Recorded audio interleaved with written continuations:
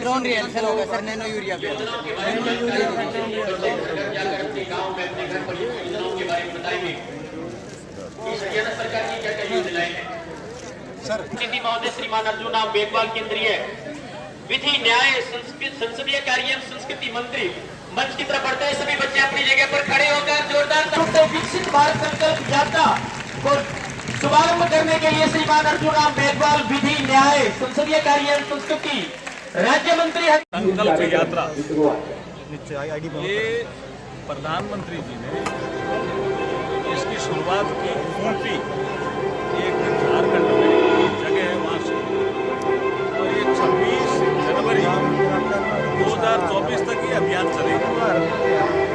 देश के सभी गांवों में ये यात्रा जाएगी, सभी नगर पालिकाओं में, नगर परिषदों में और नगर निगमों में भी ये जाएगी। बहुत बड़ा अभियान है जनता को जोड़ने का।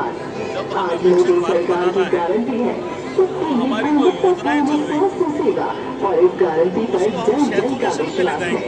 जैसे आयुष्मान भारत, किसी का कार्ड बाकी इस दौरान पूरा करें तो जनता में एक विश्वास जगेगा। 10 सालों में इन्होंने योजनाएं भी चलाई और हमारे जितने भी लाभार्थी थे सबको उसका लाभ दिया। इसलिए ये लोग या ये सरकार या ऐसे लोग 2047 तक इस देश को विकसित भारत बना सकते हैं। ये एक विश्वास नागरिकों में जगाना है।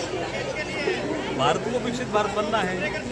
धीरे धीरे कई ऐसे पैरामीटर हैं जिसमें भारत ग्लोबल लीडर बन गया। जैसे G20 का भी सम्मेलन, तो उसमें सब लोगों ने कहा कि योग हमारे ध्यान में पहले भी, जैसे अमेरिका पावर योगा करता था शरीर ठीक रखने के लिए, लेकिन जैसे ही मोदी जी ने समझाया कि इसमें प्राणायाम भी एक चीज़ है जिससे मन भी ठीक रहता है, बुद्धि भी ठीक रहती है, तो लगा कि ये भी इसके साथ जोड़ो। और फिर संयुक्त राष्ट्र संघ ने जैसे ही 21 जून विश्व योग दिवस शुरू किया तो भारत योग में ग्लोबल लीडर बन गया। ऐसे स्पेस के क्षेत्र में बहुत से विकसित देश जब भारत को ये कहते हैं कि भारत अगर हमारा सैटेलाइट छोड़ देगा तो हम शुक्रगुजार होंगे, तो भारत के नागरिकों को भी अच्छा लगता है और भारत स्पेस के सेक्टर में भी ग्लोबल लीडर बन गए। ऐसे आयुष के क्षेत्र में भारत ग्लोबल लीडर बन रहा है।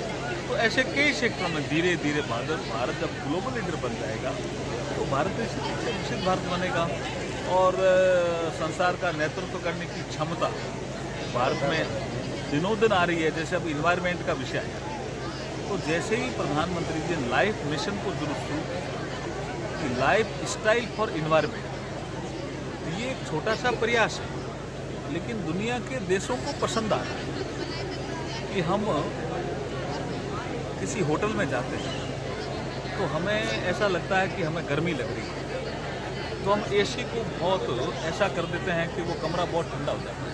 कि भारतीय जनता पार्टी को निश्चित रूप से ही विश्वास ही नहीं, हम स्पष्ट मत के हैं कि भारतीय जनता पार्टी ही सभी जगह सरकार बना रही है, सभी जगह। चुनाव आयोग तो मिशन लाइफ का ये अर्थ है कि आप टेम्परेचर इतना रखो कि आपको रजाई ओढ़ दीजिए, तो आप कार्बन एमिशन को कम करने में योगदान दे सकते हो अपनी लाइफ स्टाइल से। तो ये प्रधानमंत्री जी का सोच है और G20 में ये बहुत पसंद किया गया था, लाइफ स्टाइल फॉर इन्वायरमेंट। इसका मतलब जलवायु के क्षेत्र में भी, पर्यावरण के क्षेत्र में भी भारत ग्लोबल लीडर बन रहा है। तो 2047 तक हम भारत को विकसित भारत बनाएंगे, ऐसा सपना लेकर के प्रधानमंत्री जी चले हैं। तो नागरिकों को जोड़ना, जो भारत का भविष्य है, ऐसे हमारे बच्चे, लड़के और लड़कियां, विद्यार्थी, इनको जोड़ना, जो गांव के श्रेष्ठ नागरिक हैं उनको याद करना। अच्छा कोई डॉक्टर है उस गांव में, उसको याद करना। जैसे आज मैंने अंकित को याद किया, उसी गांव का है ना। जी जी। तो उसने देश में नाम किया है और प्रधानमंत्री जी नरेंद्र मोदी जी के साथ उसने स्वच्छ भारत मिशन पे एक काम एक दिन पूरा लगाया उसने। तो इस गांव की शोभा बढ़ी ना भाई पूरे संसार में। आज मैं भी अंकित को याद कर रहा हूँ, हमारे मंत्रिमंडल के बहुत सहयोगी अंकित भैया कौड़े भाई उसको याद कर रहे हैं। आज तो वो बाहर है, नहीं तो हम उसका यहाँ सम्मान करते हैं। मंत्री जी 5 राज्यों में चुनाव हैं, कहाँ देख रही है बीजेपी अपने आप को? और आज हमारे बीच में आप एमपी साहब आप करो इस काम को, ये काम हाथ में ले लो, ये सेल्फ ग्रुप बनाओ। जब हम विकसित भारत संकल्प यात्रा भैयापुर के राजकीय वरिष्ठ माध्यमिक विद्यालय सोनीपत से शुरू कर रहे हैं। अभी देखिए, पहले तो मैं ये कहना चाहता हूँ कि जो संवैधानिक पदों पे बैठे वो मेंबर ऑफ पार्लियामेंट और कांग्रेस के पूर्व राष्ट्रीय अध्यक्ष, हमारे संसदीय लोकतंत्र में किसी को भी ऐसी भाषा नहीं बोलनी चाहिए। भाषा संयमित होनी चाहिए। हमारा लोकतंत्र तभी मजबूत होगा हम हमारी संयमित भाषा में भी हमारी बात कह सकते हैं। अब लोग आर्टिकल लिख रहे हैं, कई लोग लिख रहे हैं कि जब यहाँ पे एशियाड हुआ था और तब एक मैच में इंदिरा गांधी एक मैच को देख रही थी, उसमें पाकिस्तान जीत गया, तो क्या कहेंगे? तो ये चीज़ें अच्छी नहीं है। सर, जिस प्रकार से बात करें तो आज एक कुप्रथा पर भी प्रहार किया गया, सजा हो गई, जिसके खिलाफ कोई आपराधिक मामला है उसको आपको पब्लिक में बताना पड़ेगा, आपको पेपर में ऐड देना पड़ेगा। फिर भी भारतीय जनता पार्टी ने प्रयास किया कि आपराधिक जो गंभीर आपराधिक देवघर के आसपास के लोगों को पता है भारतीय जनता पार्टी ने अच्छा प्रयास किया। हम कह रहे हैं मैं राजस्थान से आता हूँ, मेरे गांव में भी ये कई जगह प्रथा है।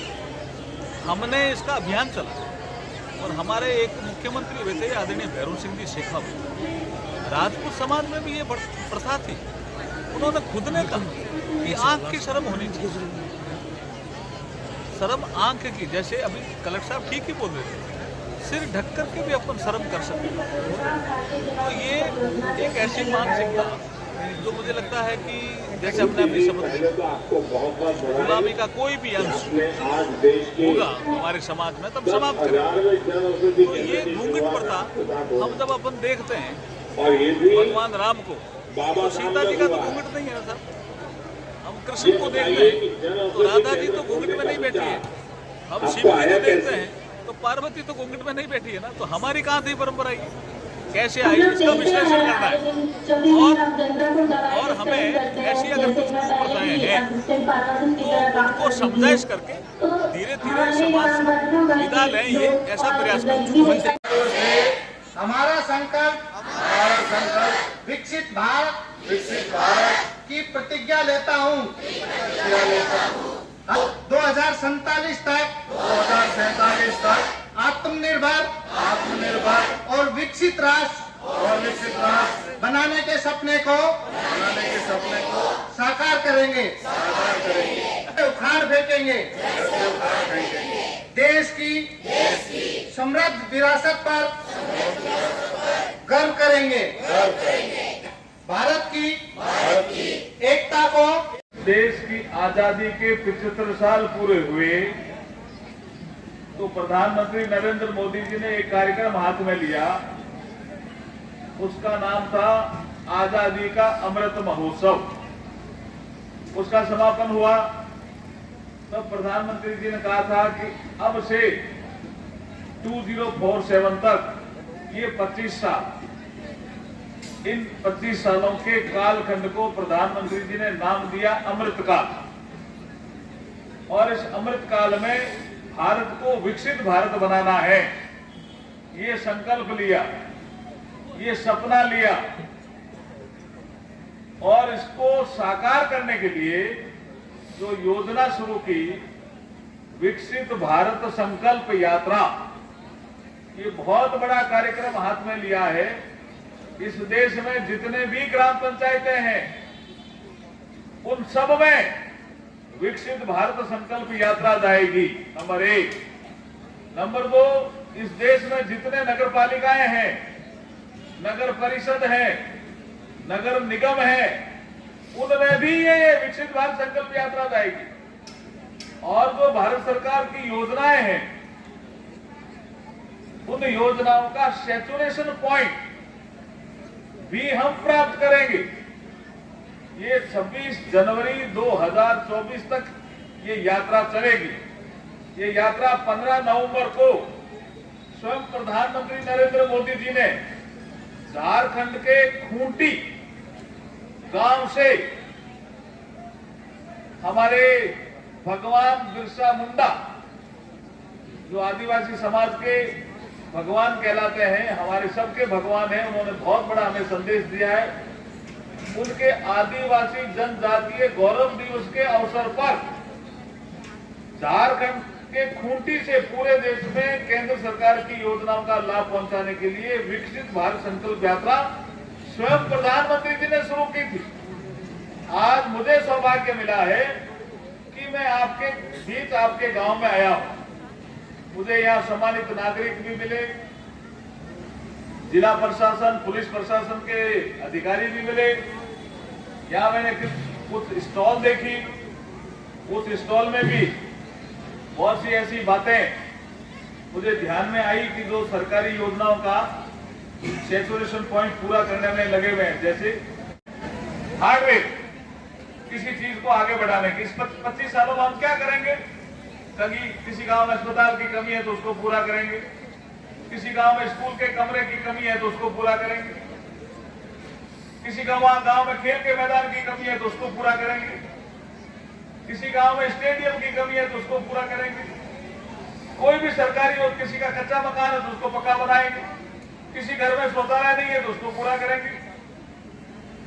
अगर बच्चे अंडरवेट पैदा होते हैं तो मातृ वंदना योजना से हम जो मातृ वंदना योजना से जो पैसा देते हैं, समाज को ये बात समझाने की कोशिश करेंगे कि वो मातृ वंदना स्कीम खाली माताओं के लिए है, क्योंकि पेट में जो बच्चा होता है वो मां से ही पोषण लेता है। इसलिए वो 5,000 रुपए की राशि मातृ वंदना योजना में माता के लिए ही, स्वास्थ्य के पोषण के लिए खर्च होनी चाहिए। ये कुछ काम हम करेंगे। कुछ सॉफ्टवेयर भी है उसका, जैसे ये घूंघट, ये हार्डवेयर डेवलपमेंट का काम नहीं है, ये सॉफ्टवेयर डेवलपमेंट का काम है। तो आपको ये सॉफ्टवेयर बनाना है निर्मला जी, आपको बनाना है मेरे साथ। और इसमें आप, मैं अभी कलेक्टर साहब को भी कह के दूंगा कि हमारे यहाँ एक बीकानेर में एक, जैसे यहाँ पे आपके हरियाणा सिविल सर्विस कहते हैं क्या, हरियाणा सिविल सर्विस, ऐसे ही मेरे राजस्थान में एक महिला है, जिस लड़की का नाम है रचना भाटिया, वो है राजस्थान एडमिनिस्ट्रेटिव सर्विस की ऑफिसर। वो घूंघट के खिलाफ पूरे व्याख्यान देती, मुझे भी 2-3 व्याख्यान में लेके गई। जब हम विकसित भारत संकल्प यात्रा भैयापुर के राजकीय वरिष्ठ माध्यमिक विद्यालय सोनीपत से शुरू कर रहे हैं, अभी